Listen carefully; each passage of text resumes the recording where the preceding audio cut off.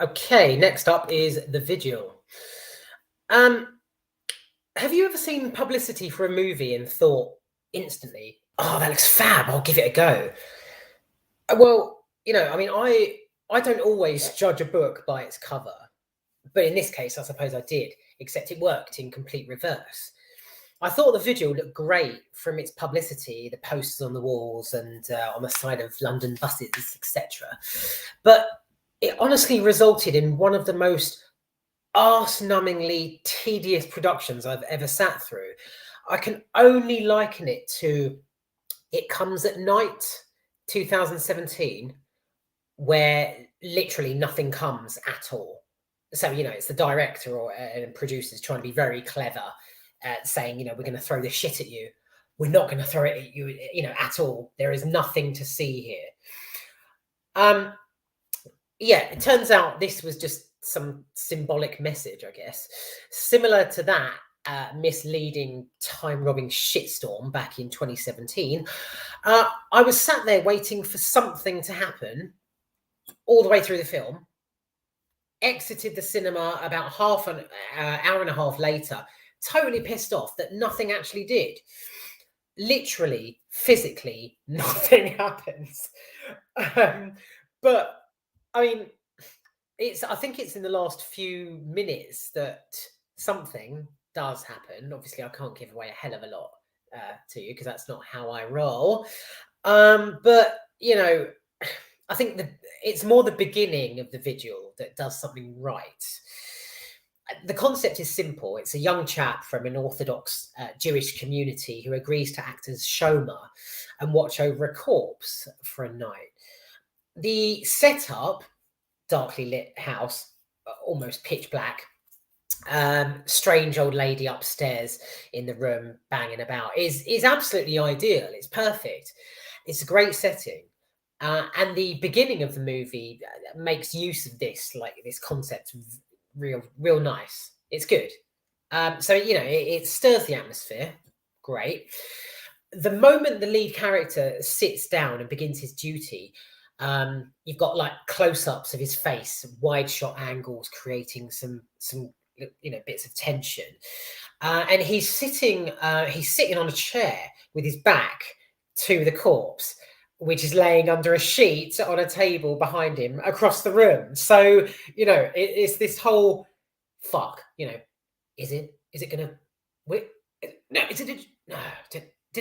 Didn't it? That sort of thing. So I was actually sat there intently staring at the cinema screen, wondering if I saw like the blanket move or something. So for quite a while, you just get this wide shot of Dave, he's called, and Mr. Corpse behind him, just sort of laying there. It creates a brilliantly sinister atmosphere. I can't fault that. I personally, I just could not take my eyes off the screen, waiting for something to happen.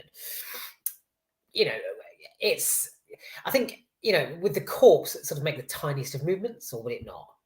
That's the main thing. And I think that's what the directors were trying to achieve. I hope it was anyway. It's the perfect will it, won't it scenario, basically. And it opens the movie up spectacularly.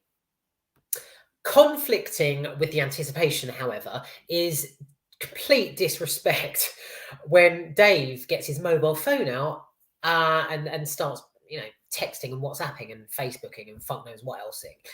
I've not read up on the religious morals of a shomer, but how this character sits, with Apple pods in, listening to music and texting people seems completely out of sync. It's the blatant lack of respect for the situation that makes you wonder if something bad will happen. Although ridiculous to the extreme, it kind of works in an arty horror sense. If you're a fan of, well, ridiculous horror films, basically, then you'll probably love it. House you or no house you, the fact he's got a dead body behind him amps up the level of anticipation nicely. Just do not expect to be blown away if you're a proper horror fan.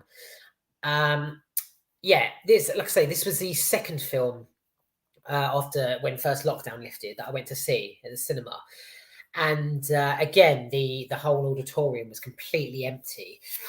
There's only I think there's maximum sort of 3 of us in a 300 seater, but yeah, again I was a little bit pissed off from lockdown, expecting something great, to get my teeth into.